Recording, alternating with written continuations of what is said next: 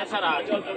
कार्यक्रम बहुत सफल रहा और सबसे बड़ी बात है कि भविष्य हमको बहुत सफल दिख रहा है, क्योंकि यहाँ पे युवक जो थे वो बहुत उत्साहित हुए, उन्होंने पार्टिसिपेट करा और बहुत खुश हैं।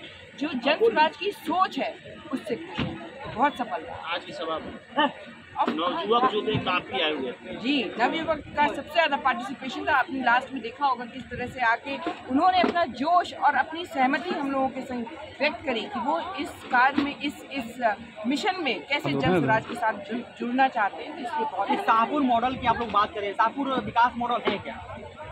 शाहपुर विकास मॉडल जो है यहाँ पे रोजगार और एम्प्लॉयमेंट कैसे जनरेट करा जाए उसके बारे में बताता है। क्या है कि हमारे बिहार के ही लोग, कितने लोग हैं जो बाहर जाके भी काम तो करते ही, लेकिन बड़ी बड़ी कंपनियां भी बिहार के ऊपर भी लेकर उन्हें स्टार्ट कर रहे हैं। क्यों नहीं हमारे लोग, हमारे बच्चे, हमारे युवा यहीं पे रहकर कंपनियां स्टार्ट करें, काम स्टार्ट करें, औरों को एम्प्लॉयमेंट दें। तो it is about employment generation in Bihar, with in Bihar, by the youth of Bihar. विपक्ष आरोप लगा रहा है कि ये लोग बाहर से आए हुए यहाँ पर चिल करने के लिए, चिल करके यहाँ से निकल जाएंगे विधानसभा चुनाव के बाद। अब पिछले 1.5 साल से तो हम यहाँ हैं, लेकिन उनका तो काम है आरोप प्रत्यारोप। तो उनसे ये पूछिए कि जितना हम मिले हैं पिछले 5 साल में, 10 साल में, 15 साल में, कितना वो एक एक जन से मिले और उनकी समस्याओं को जाना है, और अगर जाना है तो कितना उसके लिए सोल्यूशन निकालना है। ये केवल आरोप लगाने वाली बात नहीं है, इसमें आप सब जनता जानती है। सबका यही कहना है कि हमारे विधायक तो हमसे मिलते ही नहीं है, कभी हमारी समस्या सुनी ही नहीं। तो कहने को तो वो कुछ भी कह सकते हैं, जो असली में यहाँ काम कर रहा है वो यहाँ पे चिल करने नहीं आया है, काम करने आया है। चिल तो वो यहाँ पे लोगों, जनता को बेवकूफ़ बना के अब खुद कर रहे हैं। शाहपुर विधानसभा के विधायक जी का दावा है कि हैट्रिक लग रहा है, कोई लड़ाई में है नहीं, एक तरफा जीत रहे हैं, काम किए हैं। बढ़िया काम करे हैं तो जीते, और अगर काम नहीं करें तो उनको तो प्रत्यक्ष प्रमाण मिल जाएगा नवंबर में, जब जन स्वराज आएगी और उनको मुंह तोड़ जवाब मिलेगा। शाहपुर विधानसभा की एक मूल समस्याएं हैं, हर वर्ष आते रहती है बाढ़।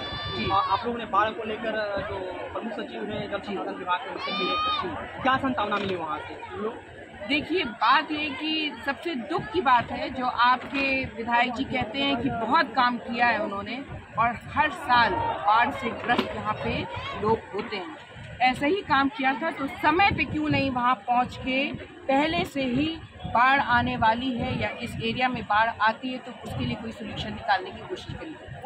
वहाँ के प्रमुख सचिव का कहना है कि आपके एरिया से तो शाहपुर विधायक तो छोड़िए, कोई भी वहाँ उनसे आके बाढ़ के बारे में बात करने नहीं आया। ये मुद्दा तो अब उठाया और उनका कहना है कि अगर ये अक्टूबर नवंबर में उठता, आपके विधायक आते यहाँ पे बात करते, तो शायद अभी ये स्थिति नहीं होती। अभी स्थिति क्या है कि बिगाड़ हो चुका है, उसमें क्या थोड़ी बहुत सहूलियत मुहैया करा दें, लेकिन पहले अगर समय पे प्रोएक्टिव एक्शन, यहाँ के प्रोएक्टिव एक्शन यहाँ के विधायक ने लिया होता, ना कि रिएक्टिव जो ऊपर पेपरिंग कर रहे हैं, तो फिर ये हालत ही ना। अभी ये बाढ़ की शुरुआत तब इतनी भयावह स्थिति थी, जबकि बाढ़ का भी मौसम जी, तब ये अंत तक कितनी स्थितियाँ बिगड़ेगी? देखिए, हमने सुना है कि 2 वार्ड जो है वो पूरे अभी तक डूब चुके हैं और ये तो बढ़ती ही जाएगी।